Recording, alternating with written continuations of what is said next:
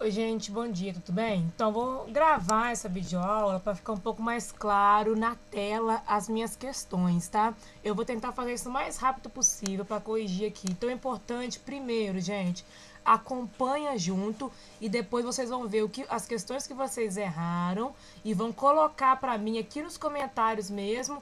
E na próxima aula vocês vão voltar me dizendo aquilo que vocês não conseguiram entender, mesmo com a minha correção, ok? Então vamos começar. A ordem das questões eu sei que não deve estar igual para todo mundo. Então observa a questão e encontra no seu formulário aí. Qual das alternativas abaixo apresenta características do renascimento cultural? A. Teocentrismo, valorização da cultura egípcia, valorização da religião, estética fora da realidade. Gente, em que momento da aula a gente viu que no Renascimento acontece a valorização da cultura egípcia? A gente falou da valorização da cultura antiga, mas não especificamos de cultura nenhuma, muito menos da egípcia, ok? Aliás, ela valoriza bem a cultura ocidental dos gregos e romanos, tá? Em nenhum momento a gente falou da egípcia, tá?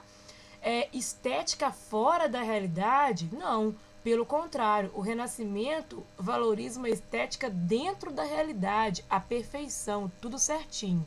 Letra B. Geocentrismo. Geocentrismo? Geocentrismo é a terra no centro. O renascimento cultural valoriza a terra no centro? Quem que está no centro? Quem está no centro? A gente valoriza o heliocentrismo, o sol. Mas vou continuar. Valorização apenas de temas religiosos? Apenas? Claro que não. Temas religiosos, temas ligados à natureza. Influência do misticismo? Misticismo vem de místico. Não. Ao contrário, influência do racionalismo, da razão. Estética monocromática? Em nenhum momento a gente viu isso. Ao contrário, a gente viu o jogo de cores fortes, cores novas, né? C. Temas não relacionados com a realidade. Não relacionado com a realidade? Estranhas. Pobreza de cores na pintura? Não, ao contrário. Teocentrismo, Deus no centro? Não, antropocentrismo, o homem no centro. Valorização de temas abstratos? Não, temas concretos. Não tem nada de cultura de arte abstrata, aquela arte que você olha e você não entende nada. Não, tudo cubismo, aqueles tem tudo bagunçado. Não, ao contrário, é aquela arte clara, a representação real, quase que real, né? Quase como uma foto tirada mesmo. D. Antropocentrismo, valorização da cultura greco-romana, antropocentrismo, homem no centro, correto. Valorização da cultura greco-romana, correto, já expliquei lá em cima. Valorização da ciência e da razão, correto, já falei lá em cima também. Estamos na época de valorizar a razão, a ciência, né? A busca do conhecimento em várias áreas, essa é ciência. Você tem que conhecer para entender. Então, a resposta corretíssima aqui é a letra B. Ó, letra D, desculpa. Vou marcar ela aqui, ó, letra D. Ok? Próxima. A Revolução Científica ocorrida na Europa moderna entre os séculos XVI e XVII caracterizou-se por a. Acentuar o espírito crítico do homem através do desenvolvimento da ciência experimental?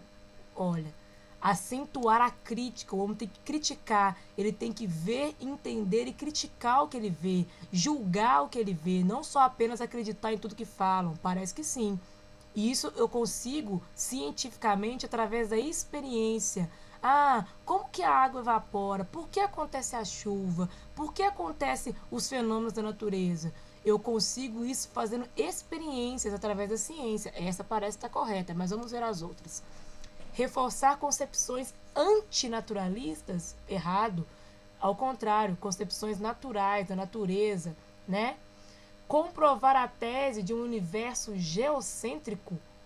Geocêntrico? A gente já falou sobre isso. Geocêntrico não, né? Não é mais a terra que está no centro de tudo. Contrária à explicação tradicional aceita pela igreja medieval. Não, ao contrário. Eles buscam comprovar a tese do heliocentrismo. Essa sim está contrária à explicação da igreja tradicional medieval, que acreditava no geocentrismo, né? D. Negar valores humanistas. Negar não, fortalecer, afirmar. Fortalecer, assim, ideias racionais. Ela aqui tem uma contradição. Ela nega valor humanista para fortalecer ideias racionais? Não. Ela reafirma ideias humanistas, valores humanistas, para, assim, fortalecer ideias racionais. Então, tem uma contradição nessa aqui. Portanto, a resposta correta nessa questão é a letra A. Opa, vamos colocar aqui o pincelzinho. Letra A. Ok? Vamos para a próxima. Questão 3 aí. Muito fácil. Que obra de arte é o homem, tão nobre no raciocínio, tão vário na capacidade, em forma um movimento tão preciso e admirável? Na ação é como um anjo, no entendimento é como um Deus, a beleza do mundo, o exemplo de todos os animais. Gente, essa questão aqui está valorizando o homem. O valor renascentista expresso nesse texto é antropomorfismo. Vocês viram no sexto ano que antropomorfismo é uma mistura de forma entre homem, não, eu confundi com zoomorfismo. Formas, é uma forma de homem. É esse valor renascentista, a forma do homem que está falando no texto? Acho que não, hein?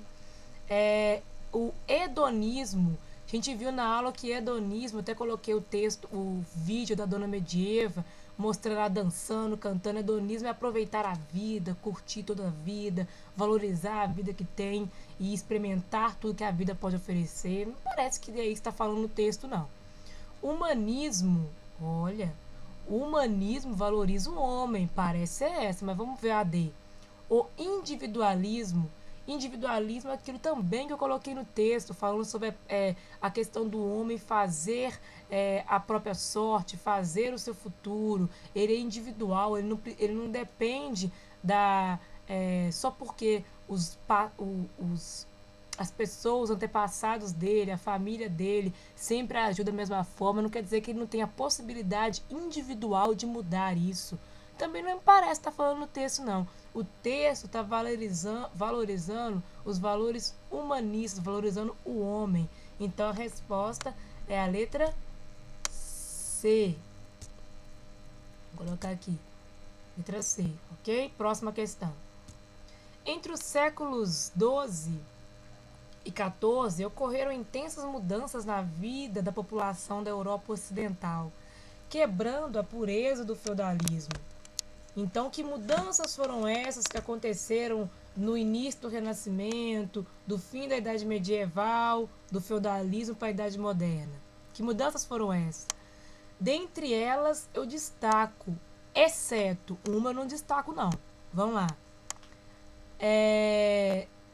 Enriquecimento da classe mercantil que supera o poder político da aristocracia feudal? Sim, destaco ela.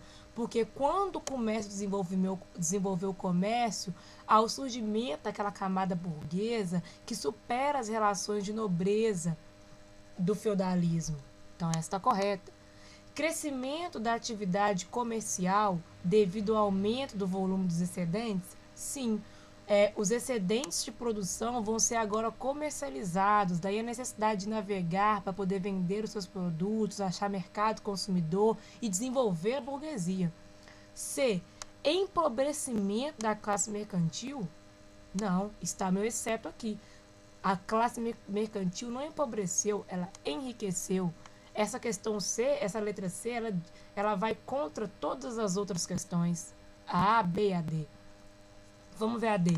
Formação das corporações de ofício defendendo o trabalho artesanal nas novas cidades. Sim, agora nós vamos ter os artesãos, agora vão se reunir em corporações e vão trabalhar, inclusive aumentando ainda mais a produção.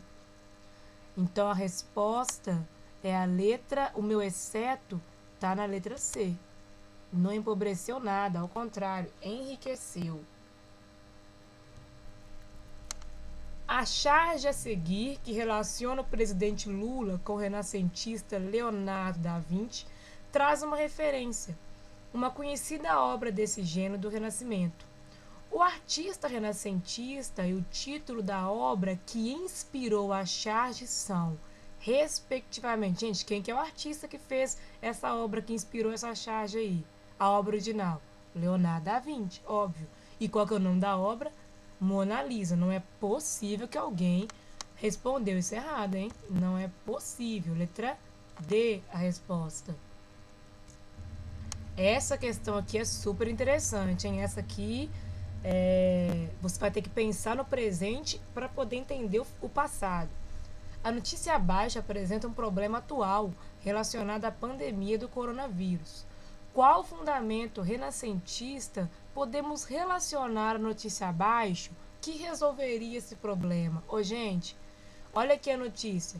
Coronavírus, maioria dos brasileiros não crê que isolamento social impedirá avanço da doença, diz pesquisa. Bem, a gente entende que as pessoas que não acreditam, não creem aqui, elas não estão crendo na ciência, gente. Por quê?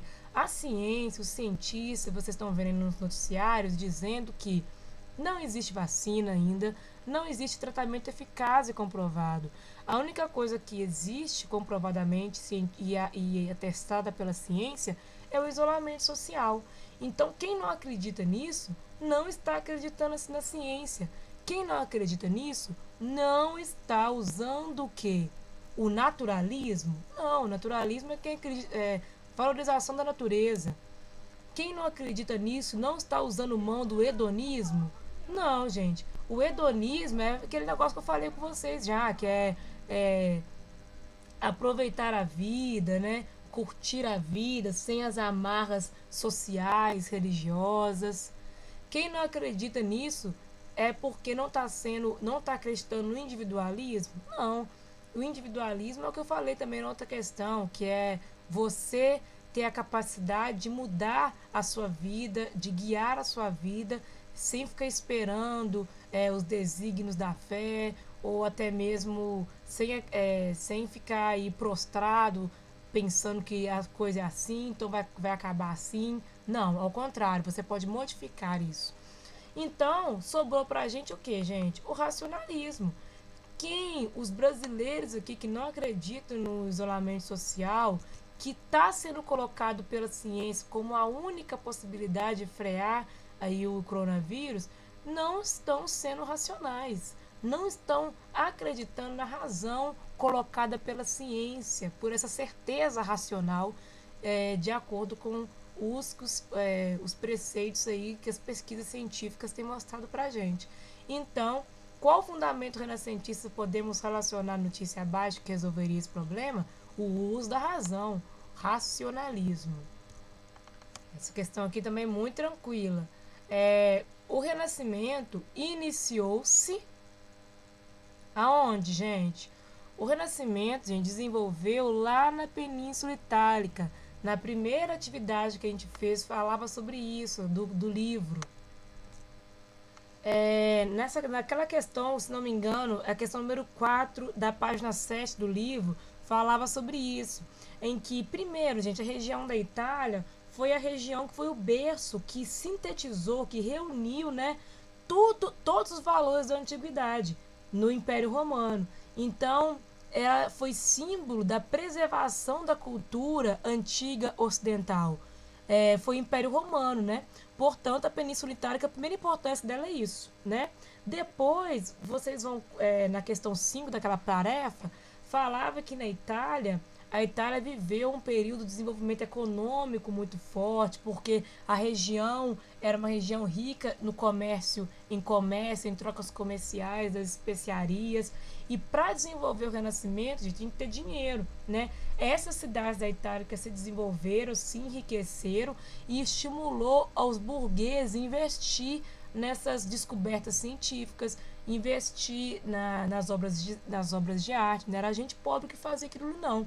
Vocês lembram que a gente falou que o Leonardo da Vinci, ele era um grande cientista e ele era um burguês, eram pessoas de classe econômica mais elevada. E essas pessoas, esses burgueses que investiam no Renascimento, que de repente pagavam esses artistas para produzir essas obras, eram conhecidos como mecenas, né? Essa prática era conhecida como mecenato. Quem que era o mecenas? É aquele burguês que estimulava toda essa produção científica, de escrita, de escritores. Então, por isso tudo, o berço do Renascimento, ele nasceu, então, na Península Itálica, ok? Vou marcar aqui, letra D. Olha aí, gente, essa é muito fácil. Uma das mais brilhantes teorias da época renascentista, que dizia que a Terra e os demais planetas se moviam em torno do Sol, foi... Gente, qual é o nome dessa teoria? Muito fácil, é heliocentrismo, né? Rotação solar, nem falei disso em aula. Movimento solar, não. É heliocentrismo.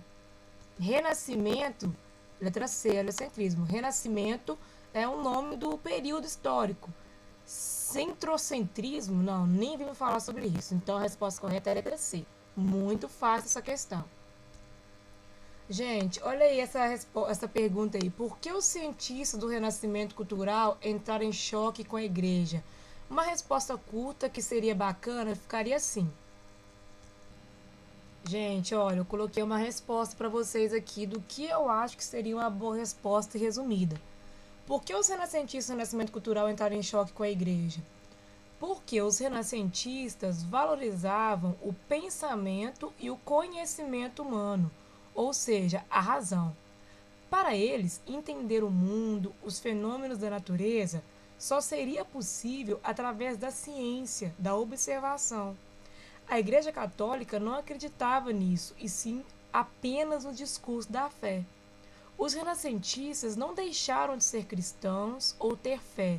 Eles criticavam a conduta da instituição da igreja, do papel forte, econômico e político dela na sociedade.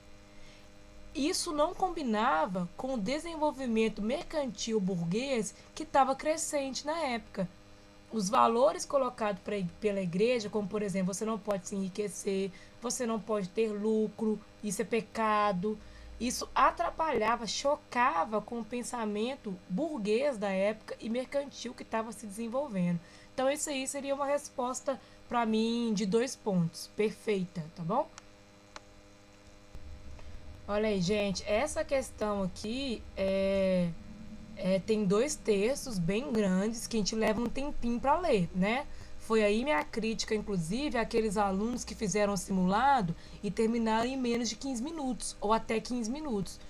Olha para você ver, nós vamos começar a ler esse texto aqui, vamos ver quanto tempo que eu vou levar. Depois de longas investigações, convenci-me, por fim, que o Sol é uma estrela fixa, rodeada de planetas que giram em volta dela, e de que ela é o centro e a chama. Que além dos planetas principais, há outros de segunda ordem que circulam primeiro como satélites em redor dos planetas principais e com estes em redor do Sol. O que ele está falando aqui, gente? O que será que ele está falando? Das luas, né?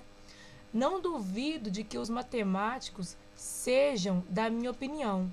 Se quiserem dar-se ao trabalho de tomar conhecimento, não superficialmente, mas de uma maneira aprofundada, das demonstrações que darei nesta obra, se alguns homens ligeiros e ignorantes quiserem cometer contra mim o abuso de invocar alguns passos da Escritura Sagrada, a que torçam o sentido, desprezarei os seus ataques.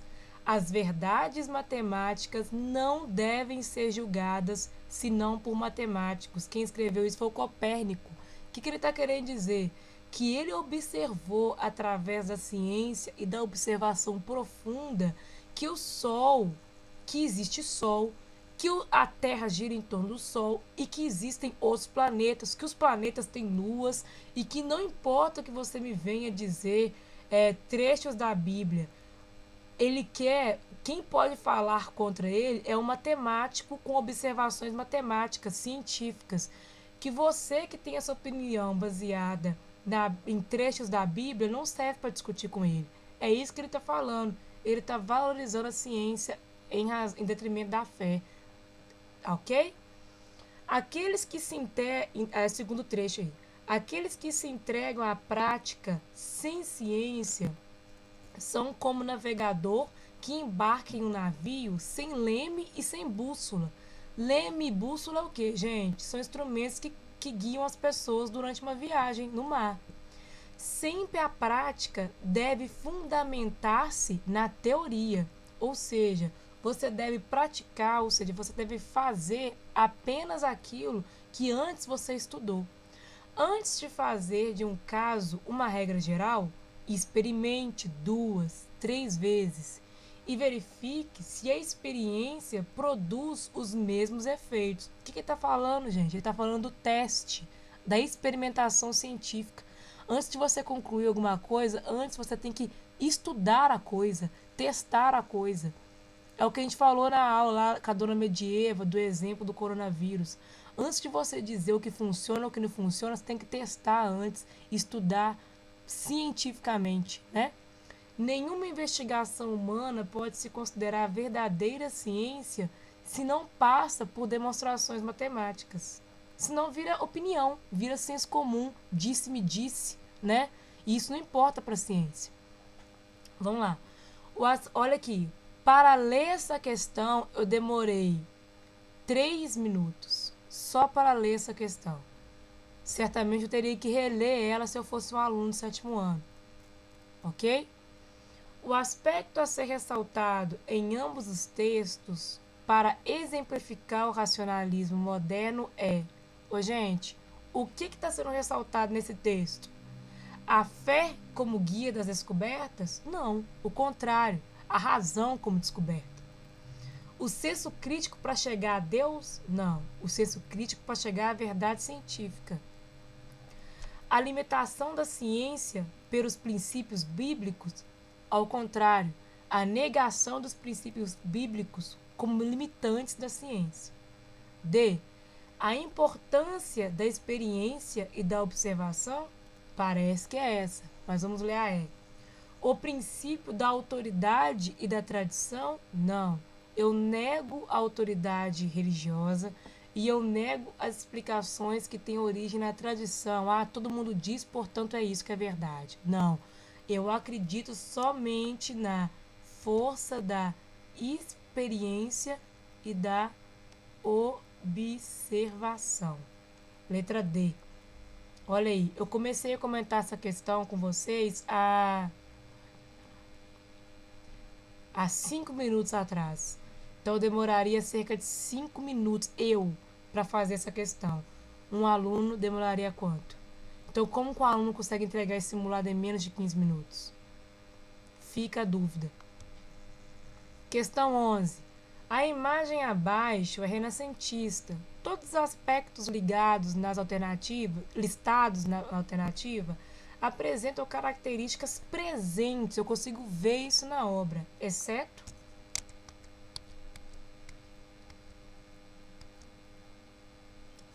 eu consigo ver profundidade e perspectiva, gente? Claro que eu consigo. Deixa eu tentar colocar aqui. Olha aqui. Olha aqui a profundidade. Esse aqui é meu último plano. Eu tenho, olha aqui, vários planos. Olha aqui. Profundidade e perspectiva. Eu tô vendo aqui, ó. Opa. Uai, cadê minha seta? Não tô conseguindo colocar, não. Mas olha aqui. Veja aqui que existe mais uma profundidade e perspectiva. Tem vários planos. Eita. Tem vários planos aqui. Não tô conseguindo colocar agora, mas enfim. Aqui tem outro plano. Aqui tem outro plano. Tem esse plano aqui que é a frente desse arco. Então, olha aqui. Isso me dá uma noção de profundidade. Geometria, técnica do triângulo. Está aqui. Ah, deixa eu tentar mostrar. Eu tenho que tentar mostrar a técnica do triângulo pra vocês.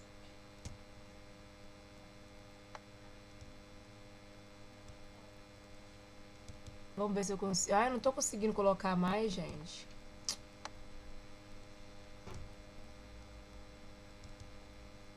Ah, eu não tô conseguindo. Não tô conseguindo, deixa pra lá. Mas olha aqui, o triângulo, olha. Aqui é o vértice na superior. Aí eu desço aqui, venho numa ponta e venho a outra. Olha aqui o triângulo formado, né? Harmonia e equilíbrio. Sim, tem harmonia e tem equilíbrio. Tem alguma coisa te desconcertando aqui, confusa?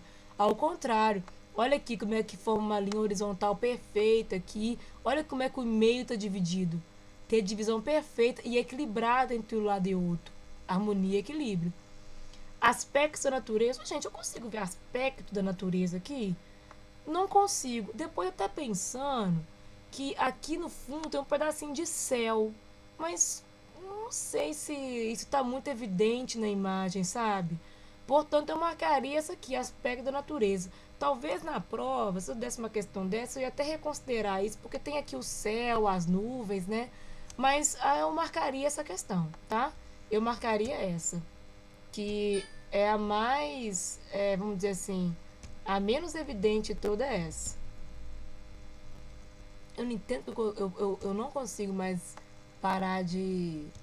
Não consigo mais marcar. Chega uma hora que eu não consigo mais marcar. Mas seria essa aqui, ok? Então é isso, gente. Com isso a gente encerrou o simulado. Se você tirou aí. Quanto que ele tá valendo mesmo? 10 pontos? Se você tirou aí 50% a 60%, parabéns, tá? Você foi muito bem no simulado. Se você fechou ou quase fechou, melhor ainda.